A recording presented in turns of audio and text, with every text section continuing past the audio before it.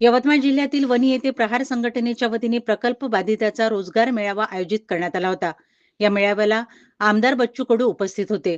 कोळसा खाणीत हा प्रकल्प मध्ये जमिनी गेल्या त्या अनेक लोकांना गावातील तरुणांना रोजगार मिळाला पाहिजे ही प्रमुख मागणी विषय मांडून बच्चू कडू यांनी मांडला। प्रकल्प बाधित यांना राग का येत नाही हा सवाल त्यांनी उपस्थित केला।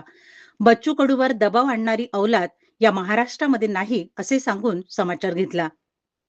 आज तुम्ही वणीला आलात आणि प्रकल्पग्रस्त आले, शेतकरी आले, तर तुम्हाला काय चित्र दिसलं?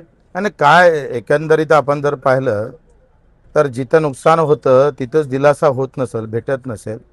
पुऱ्या विदर्भामध्ये आणि खास करून नागपूर विभागामध्ये 11 तालुक्यात कोळसा खाणी आहे। त्याचा परिणाम स्थानिकांना भरपूर भोगावा लागला। बऱ्याच लोकांच्या जमिनी अजून भूसंपादित केल्या नाही आणि काही जमिनी ज्या आम्ही पाहतोय का ढिगाऱ्याखाली असल्यामुळं पुन्हा त्याचा वेगळ्या प्रकारचा परिणाम आणि धुळीमुळं या प्रदूषणामुळं असलं नसलं उत्पादन सुद्धा कमी झालेलं आहे। आता 1 लाख रोजगार आहे 11 तालुक्यामध्ये, 1000 सुद्धा स्थानिक नाही आहे। म्हणजे सगळं सण आम्ही करायचं आणि रोजगार मात्र आम्ही पाहतोय परप्रांतीला देत असेल तर त्याच्यावर घाव घालण्याची गरज आहे।